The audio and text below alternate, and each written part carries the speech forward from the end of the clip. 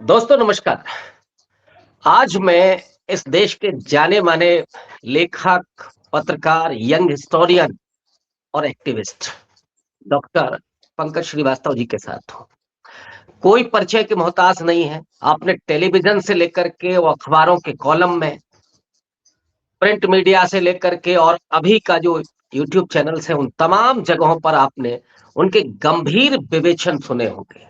सुभाष चंद्र बोस से लेकर के गांधी और नेहरू और आज के दौर में राहुल गांधी से लेकर के प्रियंका गांधी तक की राजनीति को बखूबी समझने वाले और इस देश में जो आरएसएस का हिंदुत्व का आक्रमण है, उसको उतने ही ताकत के साथ मुकाबला करने वाले डॉक्टर पंकज श्रीवास्तव जी से आज मैं जिस मुद्दे पर चर्चा करने जा रहा हूँ, वो बेहद गंभीर है। सबसे पहले डॉक्टर साहब आपका बहुत स्वागत है शुक्रिया, शुक्रिया। और एक ऐसे मुद्दे पर जो बेहद चिंताजनक भी है। दरअसल भारतीय जनता पार्टी ने जो दुनिया की सबसे बड़ी पार्टी अपने आप को कहती है, अचानक उन्होंने अपना राष्ट्रीय अध्यक्ष जिन्हें बनाया, नितिन नवीन, उम्र बेहद कम है, बहुत यंग है, शायद 46 साल की उम्र है उनकी। लेकिन उनकी जाति को लेकर के हम लोग उसके पहले नहीं जानते थे कि नितिन नवीन किस जाति से आते हैं। उनके विरासत को थोड़ा जानते थे, वो लगातार विधानसभा में है, ये जानते थे। लेकिन कभी किसी ने कहा ये जाता है कि साहब बीजेपी तो हिंदुत्व की राजनीति करती है, जाति की राजनीति नहीं करती है। लेकिन आपने नितिन नवीन को कायस्थ बना दिया और फिर जो कायस्थ जहीन से बेहद चतुर माना जाता है, बौद्धिक माना जाता है, उसको आपने उसमें धकेल दिया। और जो निकल रहा था वहां से, जो आजिज आ चुका था आपकी नफरत से, आपके उस पूरे तांडव से, क्योंकि वो व्यावसायिक है, बौद्धिक है, तो ऑब्वियस है कि उसे शांति चाहिए और एक बेहतर समाज चाहिए जिसमें उसका ये सब चीजें हो सके, वो समाज को दिशा दे सके।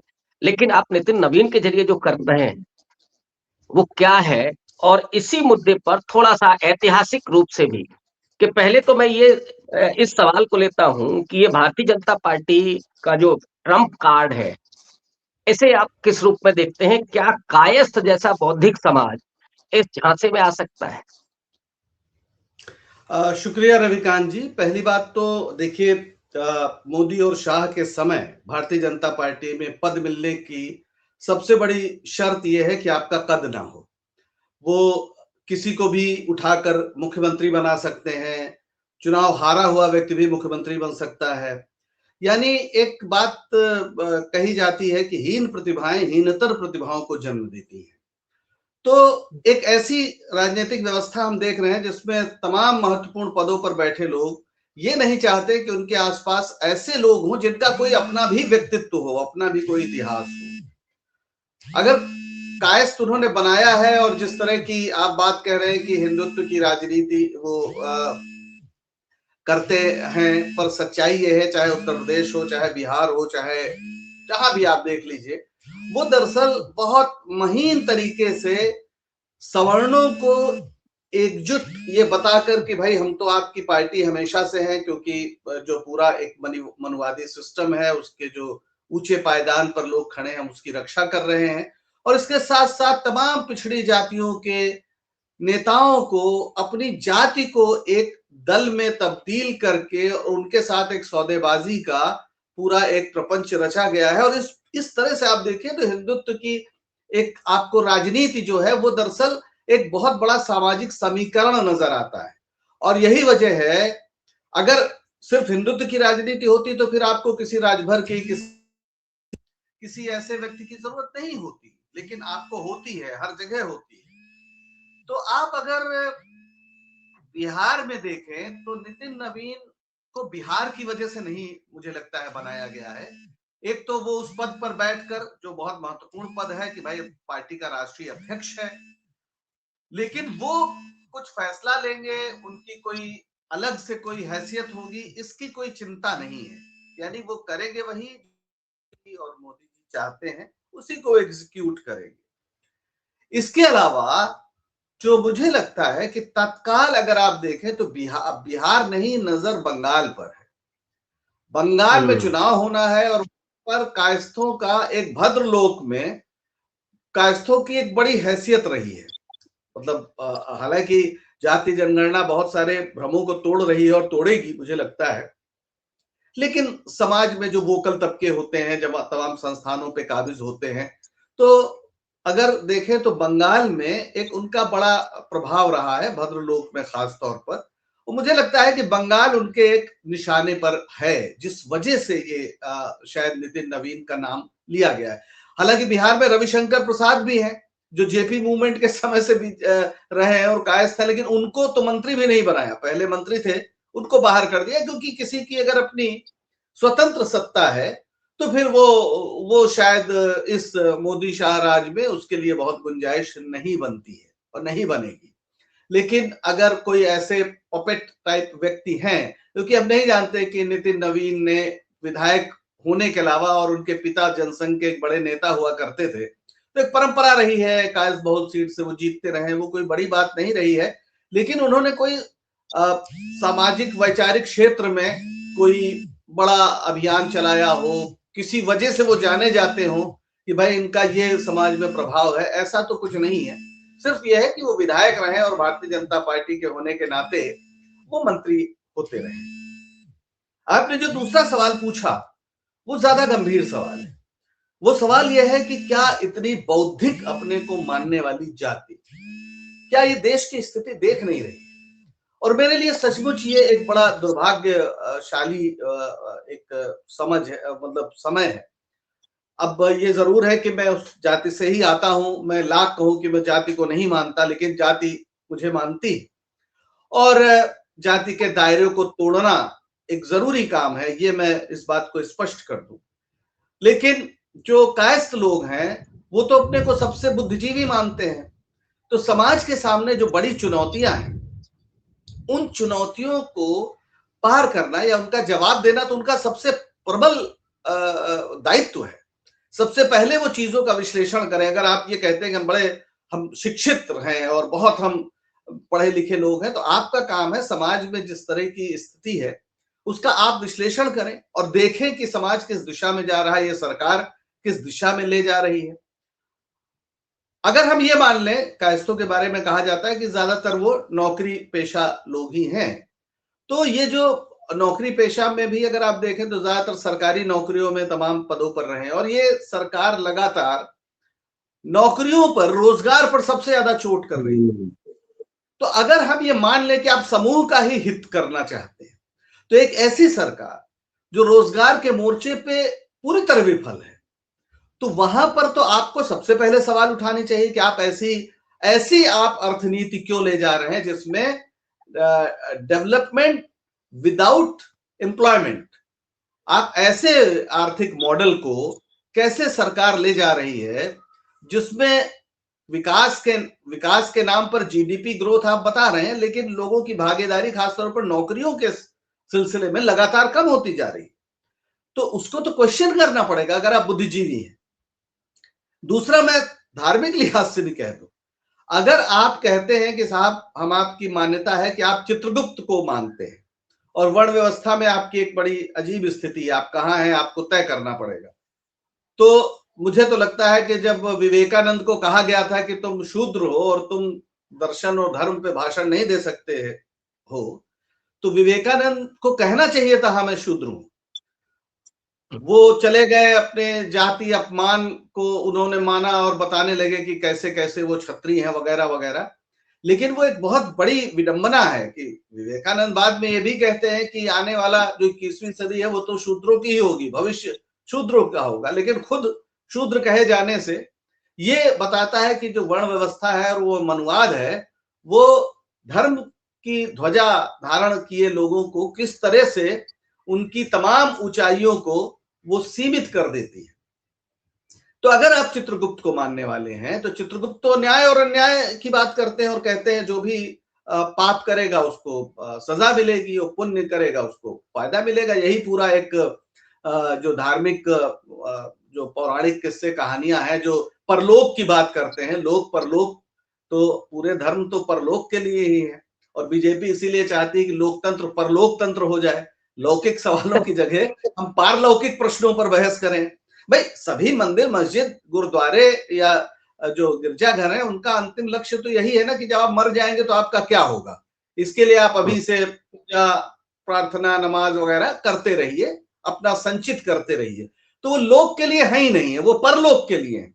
दिक्कत यह है कि ये भाजपा जैसी राजनीतिक लोग जो लौकिक प्रश्नों से घबराते हैं उनको हल करने से, वो जीते जी आपको पारलौकिक समाधान में उलझाए रखना चाहते हैं।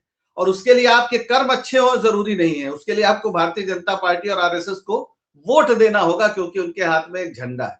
तो मैं कह रहा हूं कि अगर इस देश में बड़ी आबादी के साथ अन्याय हो रहा है और इस सरकार के रहते वो अन्याय कई गुना बढ़ा है, तो हे चित्रगुप्त के वंशजों, हे कायस्थों, आपका तो यह धार्मिक कर्तव्य है कि आप इस सरकार का विरोध करें। इसमें कोई मतलब, अगर मैं मानूं, आपकी सारी बातों को मानूं और चित्रगुप्त की पूरी कथाओं को भी मानूं, उनकी पूरी अवधारणा को मानूं, तो कायस्थ होने की तो बुनियादी शर्त है कि आप अन्याय के विरुद्ध रहें। आप न्याय और अन्याय में फर्क करना सीखें। नीर शीर विवेक आपके अंदर होना चाहिए। और जो सरकार खुलेआम लोगों पर अत्याचार कराई, लोगों को लड़ा रही है, धार्मिक दृष्टि से धर्म के संप्रदाय के आधार पर दंगाई बना रही लोगों को, वो तो सबसे बड़ा अधर्म है। क्योंकि जो धार्मिक मान्यता है वो तो यही है ना कि संपूर्ण सृष्टि ही ब्रह्म का अंश है। तो अगर आप ब्रह्म के अंश हैं तो मुसलमान उससे बाहर तो हो नहीं सकता। ये ब्रह्म का जो है पूरा जोर केवल ये जम्बू द्वीप और रेवा खंड पे चलेगा, अरब पे नहीं चलेगा। तो अगर आप सचमुच मानते हैं, हृदय से मानते हैं कि संपूर्ण पृथ्वी या ब्रह्मांड ब्रह्म की अभिव्यक्ति है, तो उसके अंदर तो सभी आ गया, उससे कोई विलग नहीं हो सकता। और आप ये भी मानते हैं कि भाई जो ब्रह्म, जो जीव और ब्रह्म है वो उसमें अद्वैत है, वो अभेद है, यानी जीव उसी का अंश है, तो सभी जीव उसके अंश हैं। तो जब आप मुसलमानों के खिलाफ नफरत फैलाते हैं तो आप दरअसल ब्रह्म के ही खिलाफ नफरत फैला रहे हैं। तो ये धार्मिक दृष्टि से भी बहुत ही गलत है। अगर कायस्थ जो अपने को बड़ा धार्मिक मानते हो तो उनको इस लिहाज से सोचना चाहिए कि जो पार्टी लोगों के बीच सांप्रदायिक विभाजन पैदा करती है वो किस तरीके से आपके धार्मिक मान्यताओं के विरुद्ध काम कर रही है। अब तीसरी बात आ जाते हैं, कायस्थों को एक बहुत बड़ा दर्द ये है भारतीय जनता पार्टी के साथ होने का, जिस कारण वो देते हैं कि भाई आरक्षण जो है वो बहुत बुरी चीज है, क्योंकि आरक्षण की वजह से हमें नौकरियां नहीं मिल रही। अब ये भी एक बड़ा झूठ है, क्योंकि आरक्षण तो लगातार सीमित होता जा रहा है, क्योंकि सरकारी नौकरियां घटती जा रही हैं। तो नौकरियां बढ़ेगी तभी सबको मिलेगा। और आरक्षण इस देश में तमाम जो वंचित समुदाय हैं उनके साथ न्याय करने का एक तरीका है। तो आप अन्याय का साथ कैसे दे सकते हैं? आप सरकार से ये मांग कर सकते हैं कि हमें नौकरी दो या हमें रोजगार के साधन मुहैया कराओ, हमें बेरोजगारी भत्ता दो, लेकिन अगर आप आरक्षण के विरुद्ध जाते हैं तो फिर आप अन्याय का साथ देते हैं। क्योंकि आरक्षण न्याय है, सदियों से वंचित लोगों को प्रतिनिधित्व देने का एक न्याय है, वो गरीबी उन्मूलन नहीं है। और अगर आप सचमुच न्याय चाहते हैं तो बहुजन समाज जो है इस देश का वंचित समाज, उसके साथ एकजुट होकर एक न्यायपूर्ण समाज बनाने की ओर आप संघर्ष में शामिल हो। वो भारतीय जनता पार्टी उसकी राह में एक रोड़ा है, इसको समझने में बहुत बुद्धि लगाने की आवश्यकता नहीं है, बहुत आसानी से समझा जा सकता है। और मैं तो देखता हूं कि जो कायस्थों के कार्यक्रम होते हैं, अगर आप उसके बैनर में देखें तो जितने लोग आपको तस्वीरें नजर आएंगी उसमें एक चीज समान है कि वो सारे महापुरुष सांप्रदायिक राजनीति के विरुद्ध थे और न्याय के पक्षधर थे। जैसे मैंने पहले ही बात की, बड़ी सी फोटो लगती है स्वामी विवेकानंद। स्वामी विवेकानंद क्या कहते हैं कि इस्लामी शरीर और वेदांती मस्तिष्क का मेल ही भारत का भविष्य है। यानी यह अनिवार्य है कि जो इस्लामी शरीर है, यानी उनका कहना है कि शरीर का मतलब है कि एक जो इस्लाम की भाईचारे वाली बात है, जो एक एकजुटता वाली बात है वो, और वेदांती मस्तिष्क यानी प्रश्नाकुलता आपके अंदर रहे, जो उपनिषद की पूरी धारा है जिसमें आप लगातार सवाल करते हैं। तो वेदांती मस्तिष्क और इस्लामी शरीर का मेल भारत के भविष्य की यही एकमात्र आशा है, ये स्वामी विवेकानंद कह रहे हैं। स्वामी विवेकानंद कह रहे हैं कि आने वाला समय शूद्रों का है, उनका शासन होगा। वो ये कह रहे हैं कि आप ये पूजा पाठ मंदिर छोड़ के फुटबॉल खेलो, वो इस पर नौजवानों को जोर दे रहे हैं। तो स्वामी विवेकानंद के विचारों के तो पूरी तरह विरुद्ध है आरएसएस और भारतीय जनता पार्टी। तो आप कहां से मतलब ये मान सकते हैं कि स्वामी विवेकानंद का इस्तेमाल इस तरह से हो? आप प्रेमचंद की तस्वीर लगाते हैं। प्रेमचंद ने पूरा जीवन सांप्रदायिक राजनीति के विरुद्ध लिखने में और मनुवादी व्यवस्था को चोट पहुंचाने में उनका पूरा लेखन है। और वो आप देख लीजिए, प्रेमचंद को पढ़ने वाला सामान्य व्यक्ति भी ये बात कहेगा, और इसीलिए उस समय जो मनुवादी लोग थे उन्होंने प्रेमचंद के खिलाफ पूरा मोर्चा खोला था। आप सुभाष चंद्र बोस की बात करते हैं, बड़ी सी तस्वीर लगाते हैं उसमें अपने बैनर में। सुभाष चंद्र बोस ने 1940 में झाड़ग्राम में इलेक्शन हो रहा था और हिंदू महासभा उस समय म्युनिसिपैलिटी में कोशिश कर रही थी, तो उन्होंने कहा, बाकायदा भाषण दिया, मेरा ख्याल है ये मई का भाषण है, और उसमें उन्होंने कहा कि ये जो हिंदू महासभा के लोग हैं, इन्होंने साधु सन्यासियों को चुनाव में झोंक दिया है। ये भगवा पहन के सामने आते हैं और हिंदू जनता इन पे श्रद्धा दिखाते हुए सर झुका देती है।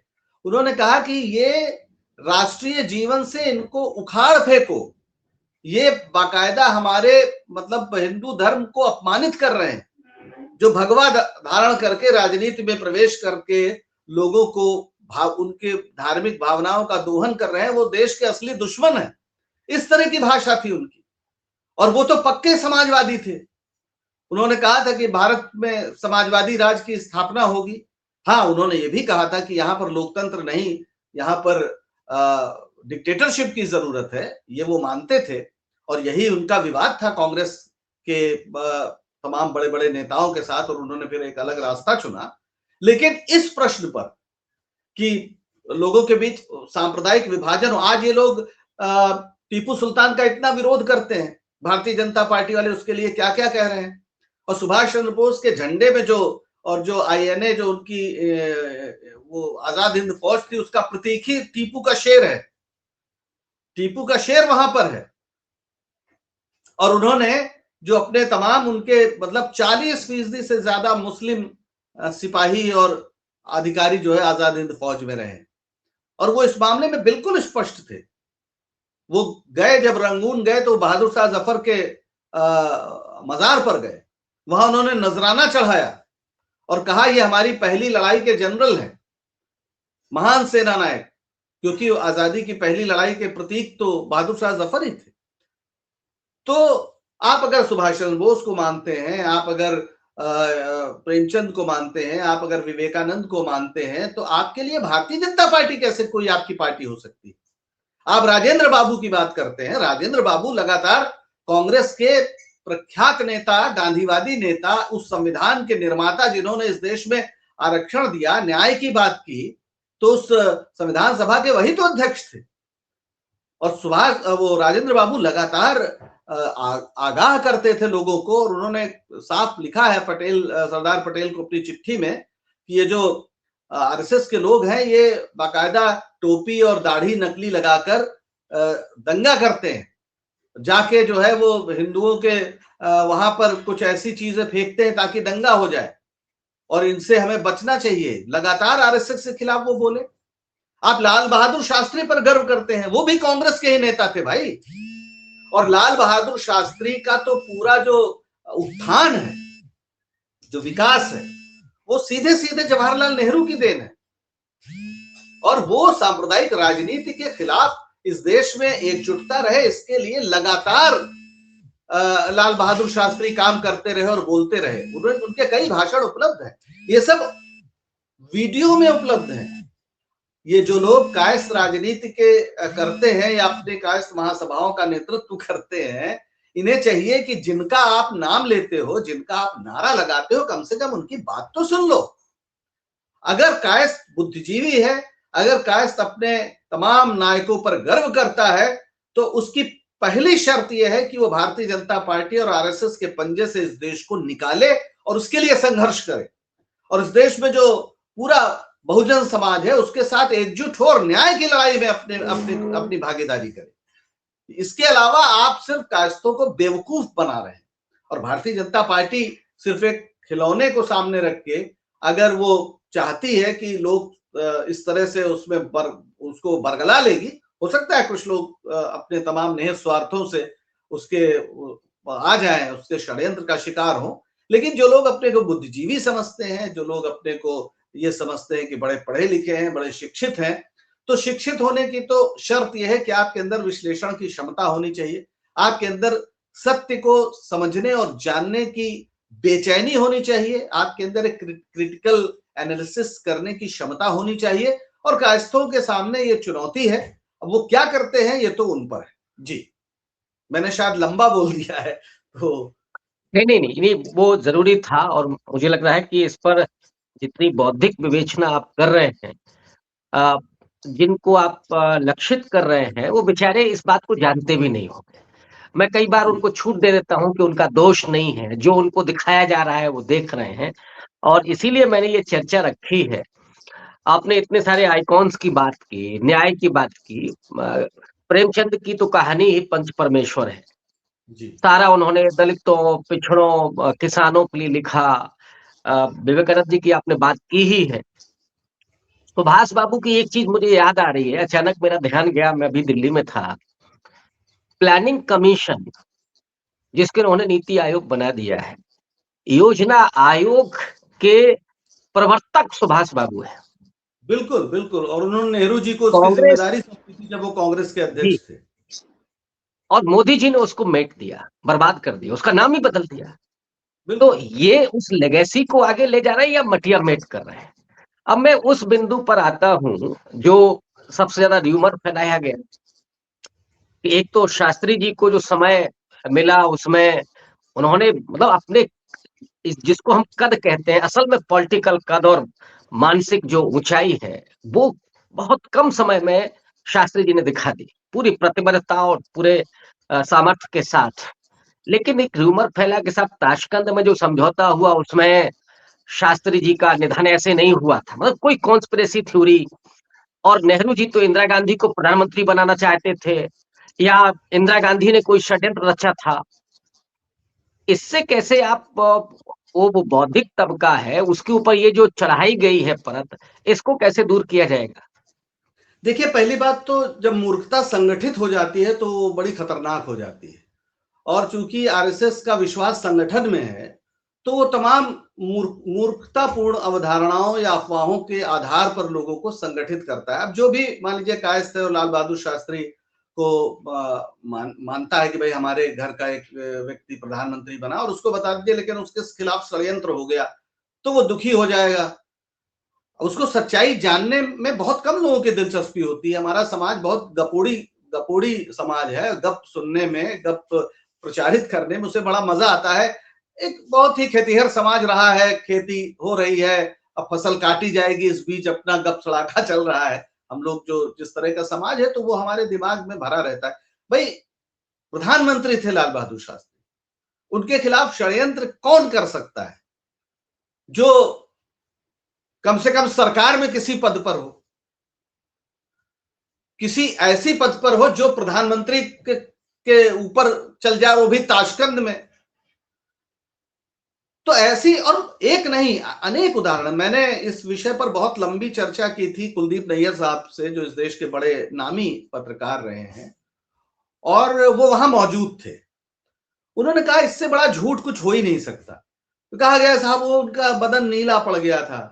तो नीला इसलिए पड़ गया था कि उनके शरीर की सुरक्षा के लिए तमाम रासायनिक लेप लगाए गए थे। दूसरा, लाल बहादुर शास्त्री जी को पहले भी 2 बार दिल के दौरे पड़ चुके थे। वो कोई अचानक वहां पर नहीं हुआ, और काफी पहले, मतलब आजादी के पहले भी उन पर कुछ अटैक, प्लूरलिस इस तरह की कोई बीमारी थी, उसका बहुत तगड़ा अटैक पड़ा था उन पर। यही बात उन पर सबसे प्रामाणिक उनकी जीवनी लिखने वाले सीपी श्रीवास्तव हैं, जो उनके सचिव थे। उनकी किताब है पूरी लाल बहादुर शास्त्री पर, उसमें भी उन्होंने कहा ये सब फर्जी अफवाहें हैं। वो भी वहां मौजूद थे, उनके साथ मौजूद थे। तो ये जो षड्यंत्र की बात है, ये आरएसएस की शाखाओं से एक इस तरह की एक सुर्रा छोड़ा गया है।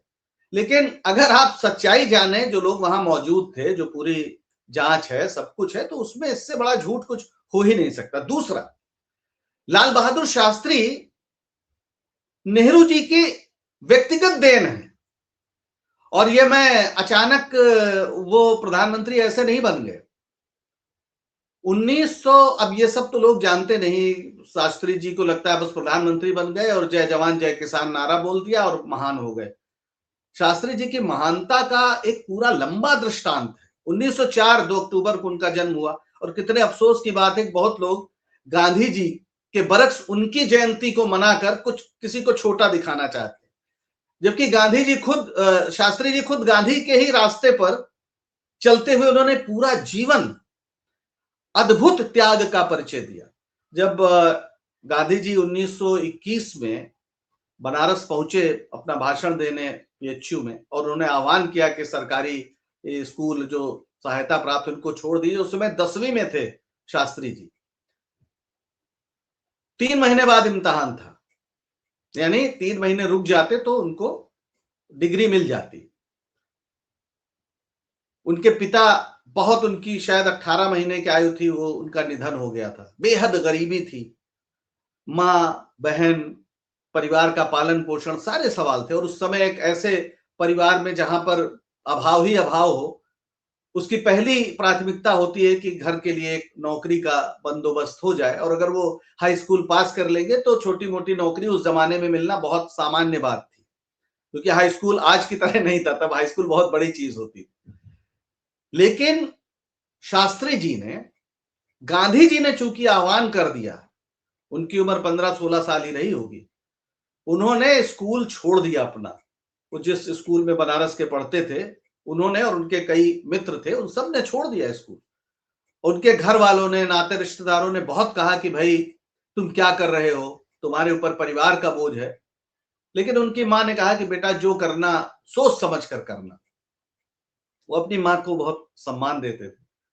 तो उन्होंने कहा कि मैं तो यही सोच रहा हूं कि मेरे लिए भारत माता की मुक्ति का प्रश्न ज्यादा महत्वपूर्ण है, मेरी मां को जो भी कष्ट होगा वो उसमें शामिल है। तो मां ने नहीं रोका, और वो पूरी तरह कांग्रेस के कार्यकर्ता बन गए। उसी समय आचार्य जेबी कृपलानी बीएचयू में पढ़ा रहे थे, उन्होंने भी नौकरी वो छोड़ दी थी, और वहां पर खादी के प्रचार में ये सब जुट गए।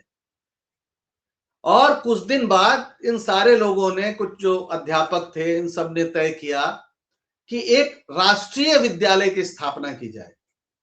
तो वहां पर फिर काशी विद्यापीठ की स्थापना हुई। काशी विद्यापीठ की स्थापना में शिव प्रसाद गुप्त बहुत वहां के बड़े रईस भी थे और कांग्रेस में पूरी तरह शामिल थे। उनके भाई थे, मेरा ख्याल उनका नाम हर प्रसाद था, जहां तक उनका असमय निधन हो गया। तो बाबू शिव प्रसाद गुप्त ने कहा कि उनकी जो संपत्ति है, यानी आधी संपत्ति है, उस पर मेरा कोई नैतिक अधिकार नहीं है। तो उस संपत्ति का कोई ट्रस्ट बनाया, जिसमें शायद 40,000 रुपए सालाना की आय थी उस जमाने में, और उससे जो है काशी विद्यापीठ की स्थापना की गई। और उस काशी विद्यापीठ में फिर शास्त्री जी का एडमिशन हुआ। उन्होंने वहां फिर अपने तमाम, उनके जो एक राजा राम शास्त्री जी थे और भी कई ऐसे मित्र थे, उन सारे लोगों ने वहां पढ़ाई की, और 4 साल बाद वहां से वो शास्त्री होकर, शास्त्री की उपाधि उन्हें मिली, और फिर वहां उसके बाद वो लाल बहादुर शास्त्री कहलाए जाने लगे। लेकिन इस बीच वो लगातार कांग्रेस का काम करते रहे, और इस तरह का उनका समर्पण था। मैंने तो एक प्रसंग पढ़ा तो मुझे बड़ा आश्चर्य लगा कि उनको बीच में बेहतर खाने का, सुस्वादु भोजन की लत लग रही थी। कहीं अच्छा मिलता था तो जिह्वा जो है, नौजवान लड़का जो है वो क्या करेगा, चटोरा होता ही है थोड़ा। तो उन्होंने सुना कि गांधी जी बहुत स्वाद वगैरह को, कि बस उतना ही भोजन करो जो शरीर को लगे। तो उन्होंने एक दिन क्या किया कि घर में जो खाना उन्हें मिला, दाल चावल रोटी सब्जी जो भी रही हो, उस सबको मिला दिया और उसमें पानी डाल दिया और उसको पीने लगे। उन्होंने कहा कि मैं आज से स्वाद को पूरी तरह से तिलांजलि देता हूं, वही खाऊंगा जिससे बस शरीर मेरा जिंदा रहे। तो इस लेवल पर वो अपने को समर्पित कर रहे थे, और उनके इसी समर्पण का नतीजा था कि जब उनको शास्त्री की उपाधि मिल गई तो अब क्या करें। तो उस समय लोक सेवक समाज लाला लाजपत राय ने बनाया हुआ। तो ये हुआ कि आप लोक सेवक समाज के लिए काम करिए, और वहां से फिर वो लाहौर गए, और लाला लाजपत राय काम को लेकर बड़े कठोर थे, और इनकी तमाम परीक्षा जो भी उन्होंने ली हो, उसके बाद इन्हें बहुत उचित माना और फिर इन्हें भेज दिया गया मुजफ्फरनगर में काम करने के लिए। और वहां पर उस समय जो भाषा थी अछूतों के बीच, अछूतोद्धार एक कार्यक्रम है, उनको पढ़ाओ लिखाओ, उनके बीच जो भी साफ सफाई वगैरह वो सब काम करना हो वो वहां पर कर। तो मुजफ्फरनगर में लाल बहादुर शास्त्री जी लंबे समय से तक रहे। फिर हुआ ये कि 1929 के आसपास लाला लाजपत राय का निधन हो गया। तो फिर ये पुरुषोत्तम दास टंडन लोक सेवक समाज के बनाए गए अध्यक्ष, और टंडन जी को सहयोग देने के लिए फिर ये इलाहाबाद गए, यानी लोक सेवक समाज के लिए गए। वहां पर आनंद भवन कांग्रेस का और राष्ट्रीय आंदोलन का केंद्र था, और टंडन जी जिला कांग्रेस के अध्यक्ष भी थे, ये भी वहां बैठते थे। तो इस तरह से ये टंडन जी और फिर इसी बहाने नेहरू जी के करीब आ गए।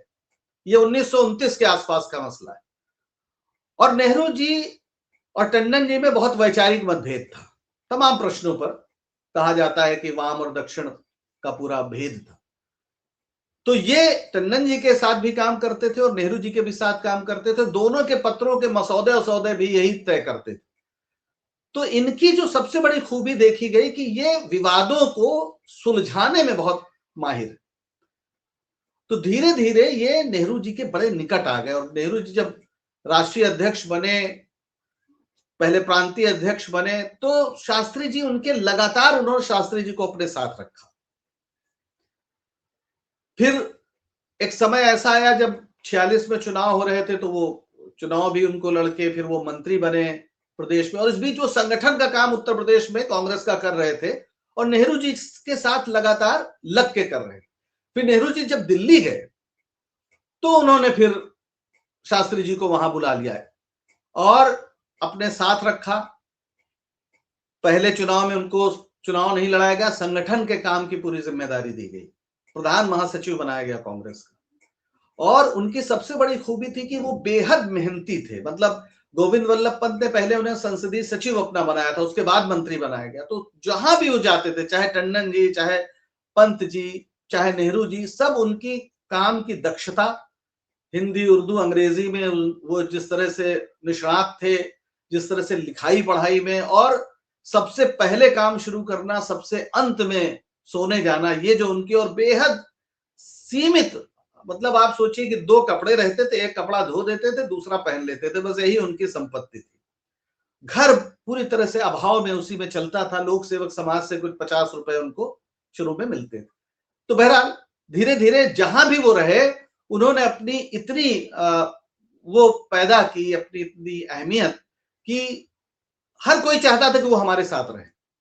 और इसलिए नेहरू जी जब दिल्ली गए और वो वहां पर प्रधानमंत्री के रूप में काम करने लगे, तो संगठन की पूरी जिम्मेदारी इनको सौंप दी गई। और पहला जो चुनाव हुआ पूरे देश में, चाहे वो प्रचार कैसे हो, टिकट कैसे बंट रहे हैं, उसमें शास्त्री जी की बड़ी भूमिका रही।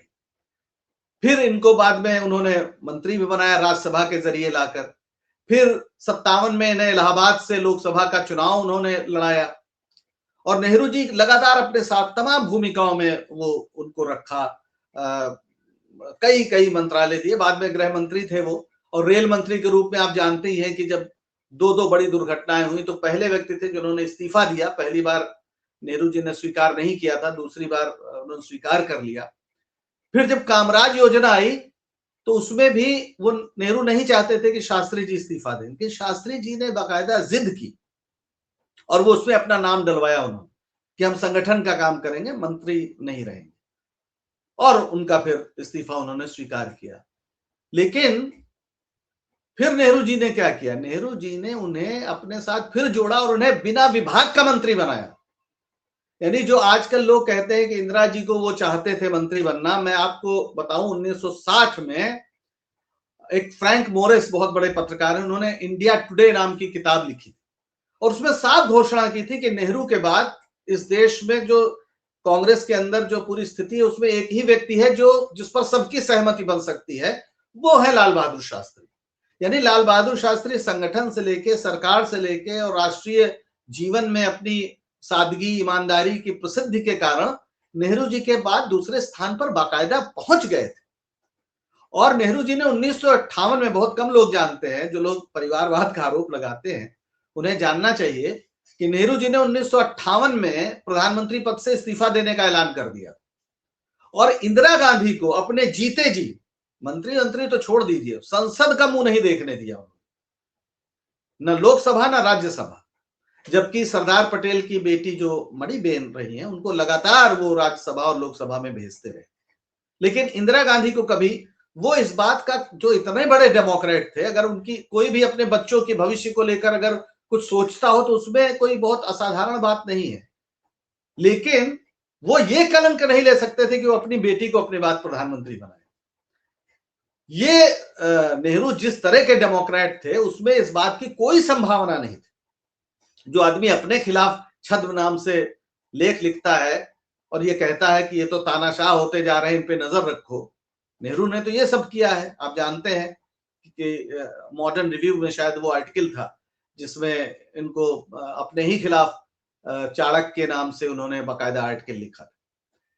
तो इंदिरा गांधी को उन्होंने, जाहिर है वो अकेले थे, उनके साथ उनके घर में इंदिरा जी रहते हुए उनके बहुत सहयोगी थी, वो बीमार भी होने लगे थे और वो सारी बात है, लेकिन इंदिरा गांधी प्रधानमंत्री बन जाए, ऐसी ऐसी कम से कम कोई इच्छा या ऐसा कोई उपक्रम नेहरू जी ने अपने जीवन में कभी नहीं किया। जब सांसद ही नहीं बनने दिया तो प्रधानमंत्री या मंत्री की कोई बात ही नहीं थी।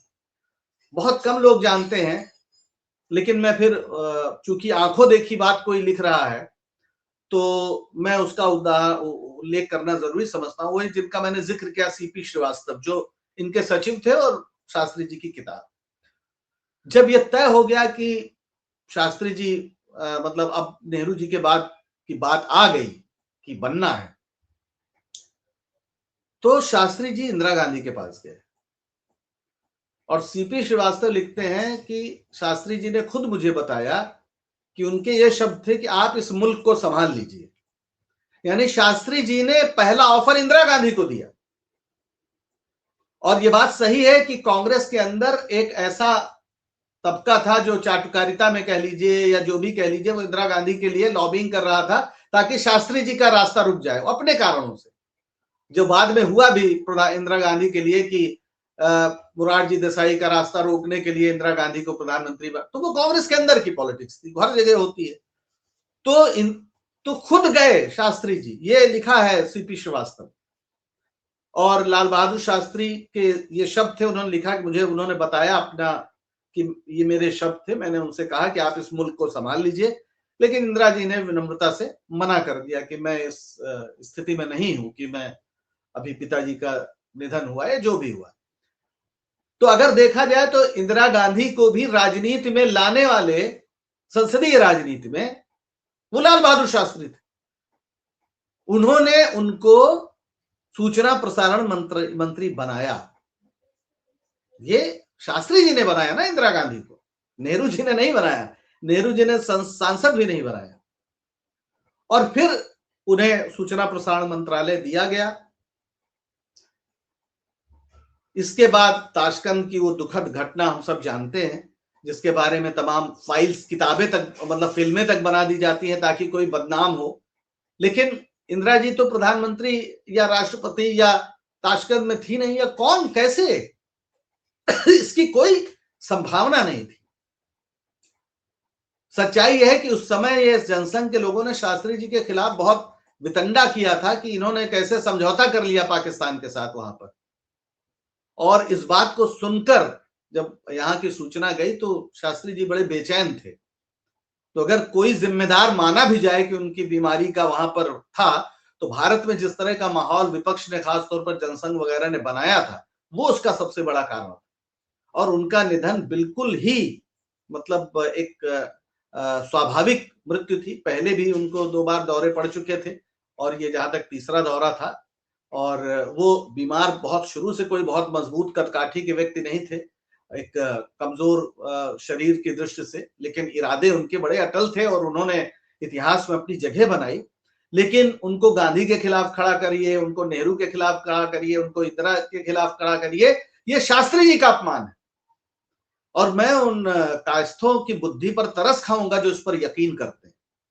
तो शास्त्री जी का जो पूरा जीवन रहा है वो गांधीवादी मूल्यों के लिए समर्पित रहा है, सांप्रदायिक सद्भाव के लिए समर्पित रहा है। और कहीं से भी जो आरएसएस की या भारतीय जनता पार्टी आज जिस तरह की राजनीति कर रही है, अगर उसमें सबसे ज्यादा किसी को पीड़ा होती तो वो लाल बहादुर शास्त्री को ही होती। तो इसलिए जो लोग लाल बहादुर शास्त्री के बहाने ये तमाम जो कायस्थ विभूतियां हैं उनके बहाने कांग्रेस को कोसने का प्रयास कर रही है, उसको समझना चाहिए कि सारे कांग्रेस के ही मूल्यों में रचे पगे लोग थे और कांग्रेस के ही नेता थे, चाहे राजेंद्र बाबू रहे हो, पहले राष्ट्रपति बने, लाल बहादुर शास्त्री रहे हो, दूसरे प्रधानमंत्री बने, जिन पर भी आप गर्व करते हैं। सुभाष चंद्र बोस पर आप गर्व करते हैं तो आजाद हिंद फौज जब उन्होंने बनाई तो उन्होंने ही राष्ट्रपिता कहा महात्मा गांधी को, किसी दूसरे ने नहीं कहा। राष्ट्रपिता की उपाधि कोई सरकारी उपाधि नहीं है, ये सुभाष चंद्र बोस ने कहा।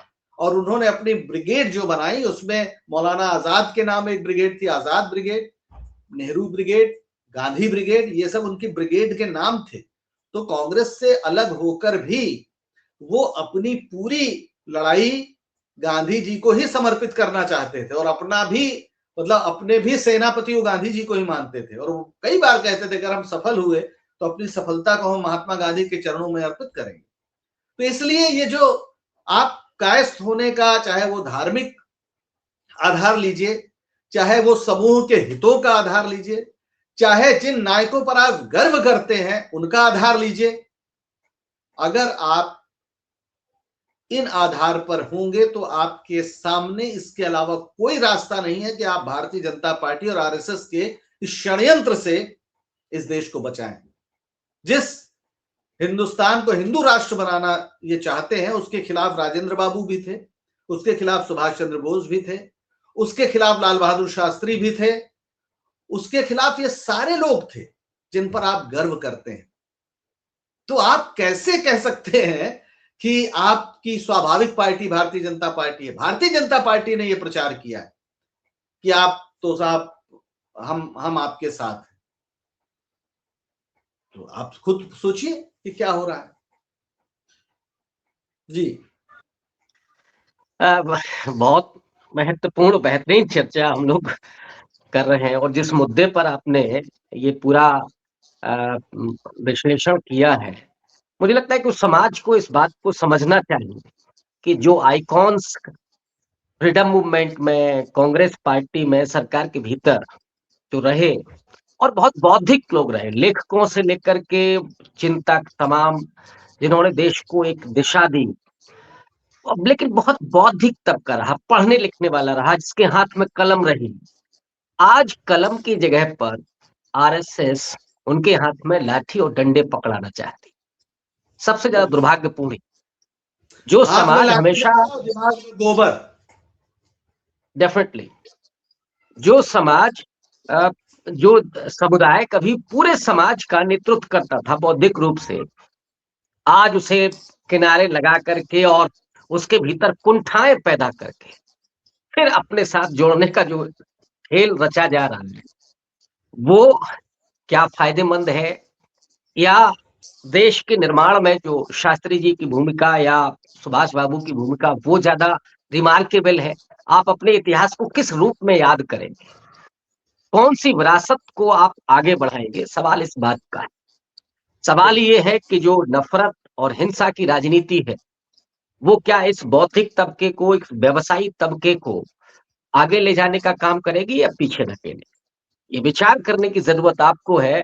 और डॉक्टर पंकज श्रीवास्तव जी ने जिन मुद्दों को उठाया है, और मुझे लगता है शास्त्री जी के इतिहास को जितना आपने पढ़ा है इन दिनों, हालांकि सुभाष बाबू इन सब पर तो हम लोग बहुत पहले से आपको सुनते हैं, आपके लेख पढ़ते हैं, और इसलिए मैं मानता हूं कि आप सिर्फ पत्रकार नहीं हैं, आप इस देश के एक बहुत मेरिटोरियस यंग हिस्टोरियन है, सोशल एक्टिविस्ट तो हैं ही, और वो जो लगातार चीजों को रचता रहे, जो हमने इस देश किया है उसी को लौटाने का प्रयास है, कुछ अतिरिक्त नहीं। डेफिनेटली ये हम लोगों का दायित्व भी है, और इसलिए अनवरत पढ़ते रहना, ये मैं देखता हूँ आप लगातार पढ़ते रहते हैं। किसके लिए? अपने लिए। उससे कौन सा धन अर्जित हो रहा है? इस देश के लोगों से जो कूड़ मगज हो गया है उसको दूर करने के लिए, जो गोबर भर गया है उसको दूर करने के लिए जो मेहनत आप करते हैं उसी समाज के लिए, अगर वैसे तो मैं मानता नहीं हूँ, भले ही आपका सरनेम हो, लेकिन आपने कभी कायस्तों के लिए कोई काम नहीं किया। आपने समूचे देश के लिए, समाज के लिए और खास करके सामाजिक न्याय के मुद्दों पर जिस तरह से आप मुखर होकर के बोलते हैं, वो पूरा समाज आपका ऋणी है। मैं व्यक्तिगत तौर पर आपको सैल्यूट करता हूँ। अरे तो ये जो चर्चा है, मुझे पूरी उम्मीद है कि सिर्फ कायस्थ ही नहीं सुनेंगे इसको, सारे लोग सुनेंगे और मूल्यांकन करेंगे। मैं छोड़ता हूँ, यहाँ बिल्कुल जजमेंटल नहीं हो रहे हैं हम लोग। आप, ये आपके हाथ में है कि आप किस राजनीति को पसंद करेंगे, किस तरह के पूरे सिनेरियो को पसंद करेंगे। आप हिंसा को पसंद करेंगे, नफरत को पसंद करेंगे, या कलम और किताब को पसंद करेंगे, या सौहार्द रजनाक की जी, मैं राजनीति को पसंद रजनाक करेंगे। जी, अंत में मैं एक छोटी सी बात ये कहना चाहता हूँ। देखिए, हम लोग की किस जाति में पैदा हुए, भारत में आप पैदा होंगे तो किसी जाति में पैदा होंगे, वो आप उससे बच नहीं सकते, ये एक परिस्थिति है। लेकिन जैसा रैदास ने कहा है, जात जात में जात है जस केलन के पात, रैदास न मानुष जुड़ सके जब तक जात न जात। मैं कहता हूं रैदास न मानुष बन सके जब तक जात न जात। तो हम किसी जाति में पैदा होते हैं, ये हम पर नहीं है, लेकिन जाति, किसी जाति के होने के बाद मनुष्य होने की जो यात्रा है वो हमें करनी पड़ेगी। तो हम एक ऐसे समाज में जहां पर मनुष्य ही एक जाति है, हम सारे लोग मनुष्य जाति पे पैदा होते हैं। उसके बाद ये जो जातियां बनी हैं वो तो समाज ने बनाई है। तो इन जातियों को तोड़कर अगर भारत को एक राष्ट्र बनाना है, जैसा डॉक्टर अंबेडकर ने कहा है कि जातियों के होते भारत एक राष्ट्र नहीं बन सकता, तो हमें लगता है कि अगर आप राष्ट्रवादी सच में हैं तो पहला काम आपको जाति मुक्त भारत के बारे में सोचना होगा। और जाति मुक्त भारत बने इसके लिए जरूरी है सभी जातियों को न्याय मिले, ताकि वो बराबर के स्तर पे आए और उनके अंदर उनके आपस के संबंध सहज भाईचारे के आधार पर हो। तो इसलिए जाति में हम जिसमें भी हैं और उस सच्चाई को स्वीकार न करने का कोई प्रश्न नहीं है, लेकिन मनुष्य बनने की हमारी जो यात्रा है वो बहुत तीव्र होनी चाहिए और अपने जीवन में जितना हम कर सकें उसका प्रयास करना चाहिए। यही सच्चा राष्ट्रवाद है, यही सच्ची देशभक्ति। हाँ, डेफिनेटली। और इसीलिए मैं आपको उस विरासत में रखता हूँ कि जिसमें विवेकानंद जी ने पूरा समाजवादी सोच के जरिए ये कहा कि आने वाला समय शूद्रों का होगा। वो एक न्याय की भावना। प्रेमचंद ने पूरा दलितों पर लिखा, किसानों पर लिखा, और शास्त्री जी ने तो किसानों के लिए जय जवान जय किसान का नारा ही नहीं दिया, वो हरित क्रांति के भी जनक माने गए। आर्थिक रूप से कितना समुन्नत भारत बनाया, और यहाँ तक सोशल जस्टिस, समानता, बंधुत्व, न्याय, इसकी पूरी संकल्पना आपने अपने अध्ययन के जरिए, अपने अपने एक्टिविज्म के जरिए, पत्रकारिता के जरिए जो पेश की है वो निश्चित रूप से बहुत रिमार्केबल है। और लोग एंडोर्स कर इस बात को समझते हैं कि डॉक्टर पंकज श्रीवास्तव होने के मायने क्या है। बहुत बहुत धन्यवाद सर, बहुत थैंक यू आज की इस चर्चा के लिए। शुक्रिया शुक्रिया।